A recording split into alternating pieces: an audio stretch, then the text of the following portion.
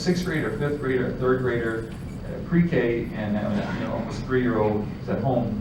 But I see the difference as a parent, and I can't say enough about what, we'll get to some of your questions later on, but the gift and the movement, what I really believe the Lord is doing in this type of environment is such a win-win, not just for the children, but for the families. And I know ultimately the church will be renewed, these schools like Recorded Christ will participate in renewal of church and society through this, right? Because you're really forming young people, with that said. So with that said, I want to, 3-4 years ago, my wife and I and our kids, in the summers we traveled a good bit to the apostolate that we served Christ in church and called Witness to Love. And we had to be in San Francisco, and that seemed really scary to me, to take my kids to San Francisco. I didn't know what that would be like, and we had one parish that we worked with. I remember I called the pastor there, and it was Father Illo to the phone, and I said, Father, we're coming through, and I said, I'm trying to figure out a place to stay, any recommendations. Well, I was like, you can stay here. We have a guest space for families. I was so inspired and encouraged to connect with a pastor, a very orthodox, faithful priest that also really loved families. And you just see like the gift of when those things come together. Not to mention, Father Illo was at the time envisioning starting a classical school. And so he's now started that school and has a great movement taking place to review education, Catholic education in the San Francisco area. So with that said, I want to invite Father Illo to now come up and present just a pastor's founder of a school's thoughts as we go through this morning on classical education.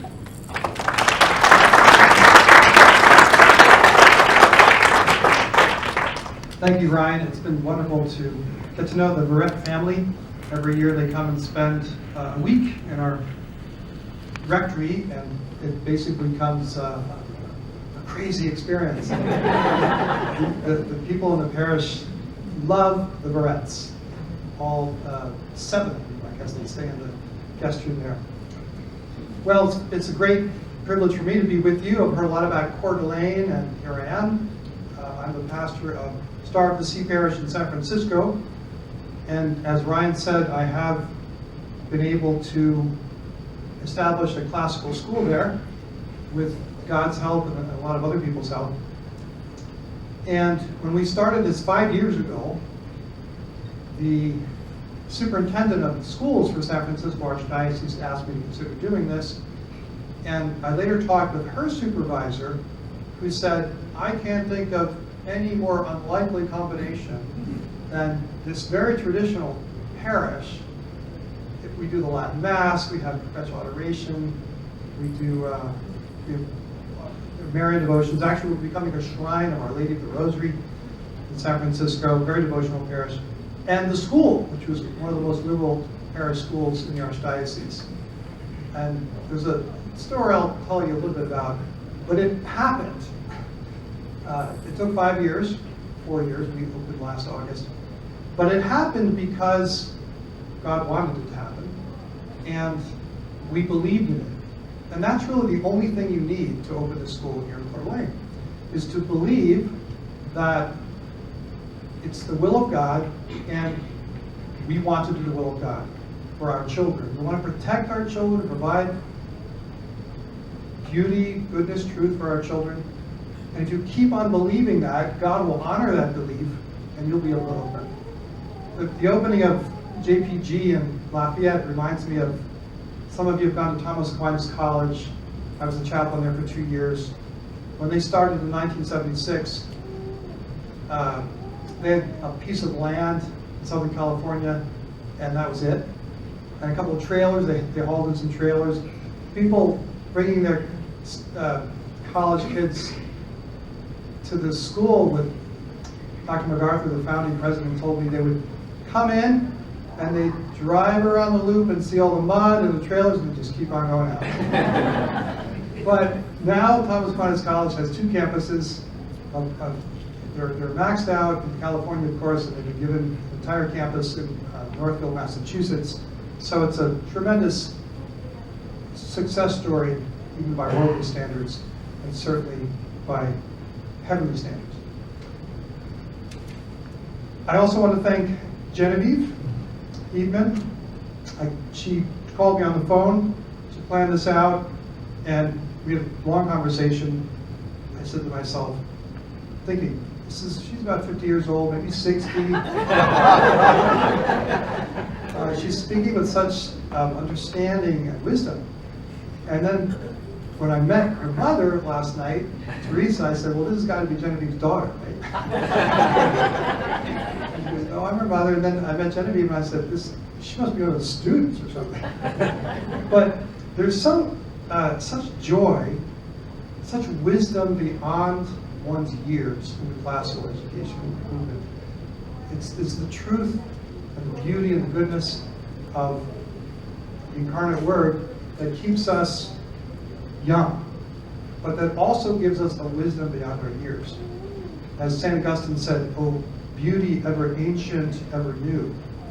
It's the energy and the joy of classical education that is its real fruit. The title of our topic tonight is Fruitful Harvest. The fruit and the harvest, ultimately it's heaven, it's salvation, but in this life, it's the joy and the energy. St. Teresa, the child of Jesus, apparently said, I can't really confirm this, but apparently she said, the only thing you need to get to heaven is energy, that is zeal, joy. And classical education is the joy of learning, of discovery, when you see certain things connected together that are greater than the parts. Individually, the whole is greater than the sum of its parts. It's that kind of discovery in learning, the discovery of the beautiful order of God's creation and our place in that order, which is so missing today among young people. Young people, and I say young people, millennials as well, who are in their 30s, kind of walk the surface of the planet without a light in their eyes, with kind of sadness.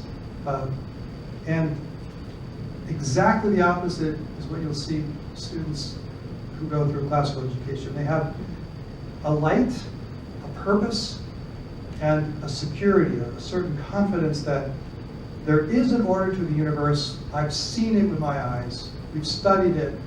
It's real, and I have a place in that order. The joy of knowing that we are loved and of loving in return. So the title, or the name of this proposed high school is Cœur du Christ, Heart of Christ. It's a beautiful play, obviously the play on Coeur d'Alene, heart of the owl, I was told. The tool called the owl is what Coeur d'Alene means. But Cœur du Christ, the play on that, but there's so much of the Sacred Heart here in Coeur d'Alene. I did my holy hour this morning in St. Thomas Church, was a Redemptorist church. You know, St. Alphonsus Liguori founded the Redemptorists and was the great proponent of the Sacred Heart. He wrote the Litany to the Sacred Heart of the Novena, and he propagated, or he convinced the Pope to establish the Feast of the Sacred Heart that we'll be celebrating in our liturgies in just a few weeks. I see statues of the Sacred Heart. There's a picture of the Sacred Heart right in front of the podium. And that's the heart that we all want. We want to be within the heart of Christ. It's a perfect name for what we're trying to do here. Because really classical education is a thing of the heart of the world, that is the Sacred Heart. As I mentioned, my school is called Stella Maris Academy. My parish is Star of the Sea. It was built in 1894. It's 5 minutes from the Golden Gate Bridge, 10 minutes from the Pacific Ocean. So at the time it was the closest church to the ocean, so they called it Star of the Sea. And our academy, Stella Maris Academy, the school was founded in 1909 as Star of the Sea School. We retooled it, reopened it, so to speak, as Stella Maris Academy last August. There are 3 ways that a classical school can come into existence, or a school can transition or become a classical school. One is through the motivation of the principal. Another way is through the motivation of a pastor or priest or bishop, clergyman. And a third way is the motivation of the parents. And I think that is the best. The third is the best way to open. And most of the classical academies, especially the private ones, I think really all of the private academies, both elementary and high schools, were at the motivation of parents coming together with some direction. I guess St. John Paul the Great had the direction and inspiration of your founder, but the parents quickly rallied around that.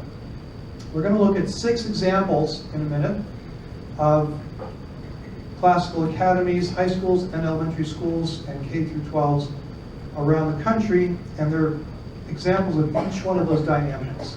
Either a principal deciding to do this, or the pastor, or the parents themselves. Let me just talk a little bit about definitions here. What is a classical or integrated or liberal arts curriculum? I point out 3 things. First, wonder is essential. Wonder, and the word educate, as you might know, educare in Latin means to draw out or to lead out. What do we lead out? What do we educt from our students? Well, a desire to learn, really a wonder. There's wonder in each of us. God creates us with wonder inside of us, but that needs to be drawn out through education. And so really it's the joy of learning. If children are not joyful in their learning, if not zealous, they don't want to learn, they don't want to do their homework, then there's something wrong with their education. There might be something wrong with a student, but much more often there's something wrong with the method of education. In our own academy, our upper grade teacher, he taught in the public schools, special ed actually is what he taught, and he had a conversion back to the Catholic. He was born Catholic but drifted away. He came back to the faith. We ended up hiring him. He's got 2 children, both of them go to the academy. And the older one, the boy, his name was Liam. I knew Liam before he started the school year with us, and he was listless. He was without energy, not really interested. I mean, the typical product of public schooling, just uninterested in almost anything. And within 2 or 3 months, Liam was transformed from a morose, sullen, and sad child to a bright and joyful young man. He wants to talk about, his parents told him, what he learned that. Liam would never do that. He would never talk. What did you learn in school today? Nothing. And he was quite right. They didn't learn anything. Now he tells his parents all about what they learned in school. They talk about it over dinner. Liam has also become one of our best altar servers. He's fascinated by the liturgy, both the extraordinary form and the ordinary form. And it's just such a rapid transformation to give this child life. He was dead, and he has been brought back to life. So that's the joy and the wonder of learning that classical and integrated. A second thing is what I would call integrated curriculum. Now, there's a lot of monikers to describe what we're trying to do. A lot of people call it classical curriculum. Many homeschoolers use the wonderful classical conversations curriculum. I think perhaps even a better descriptor would be integrated curriculum. That is, because, especially for Catholic schools, because what does the word katholikos mean in Greek? You say it means universal. Really it means of the whole. It means seeing every part in its place in the whole. And that's what integrated education does. It takes all the disciplines, it sees them all through the focus of the Logos, the incarnate Word, the rational ordering principle of the universe, which is Jesus Christ. And when you see children discovering connections or how things fit together. Lights going on in their brains and their eyes. This is the joy and wonder. It's from understanding how things fit together.